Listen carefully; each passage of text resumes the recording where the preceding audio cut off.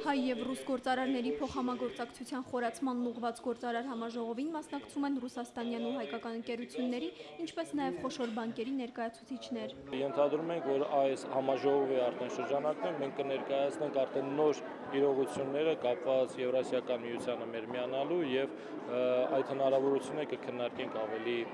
մոտիկից։ Համաժողովի ժամանակ քննարկվեցին հայ-ռուսական երկկողմ առևտրի և համատեղ ծրագրերի իրականացման հարցերը։ Հայաստանում Ռուսաստանի դեսպանը համոզմունք հայտնեց, որ հայ գործընկերների հետ քննարկվող ծրագրերն առաջիկայում բոլորովին այլ մասշտաբներ կստանան։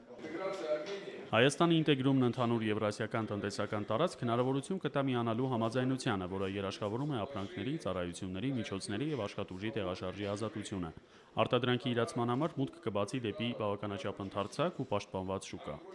Արդյունաբերության տարբեր ոլորտների մոտ 300 ընկերություն է մասնակցում Էքսպո Ռուսաստան-Հայաստան 2014-ի շրջանակում անցկացվող գործնական հանդիպումներին։ Հայ մասնակիցներից շատերն արդեն անցել են բանակցային փուլին և ռուս գործընկերների հետ հնարավոր համագործակցությունից մեծ ակնկալիքներ ունեն։ Եվրասիական տնտեսական միության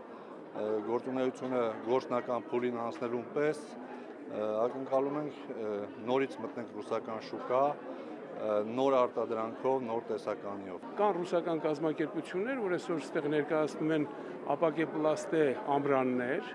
և մեր ցանկություններից է առաջարկել իրենց համատեղ ձեռնարկություն ստեղծել բազալտի թելի արտադրության։ Էներգետիկայի, մեքենաշինության, հեռահաղորդակցության, գյուղատնտեսության, բժշկության և արդյունաբերական այլ ոլորտներ ներկայացնող ռուսական ընկերություններից շատերը ևս փոխշահավետ գործակցություն են ակնկալում, նաև համատեղ արտադրության հեռանկարներ ունեն։ Հնարավոր գործընկերներից մեկը կապի միջոցների գիտահետազոտական ինստիտուտն է, որտեղ այսօր այցելելու եմ։ Առաջին հերթին հույս ունենք, որ համագործակցությունը կկայանա, և երկրորդը այստեղ համատեղ արտադրություն սկսելու ցանկություն ունենք։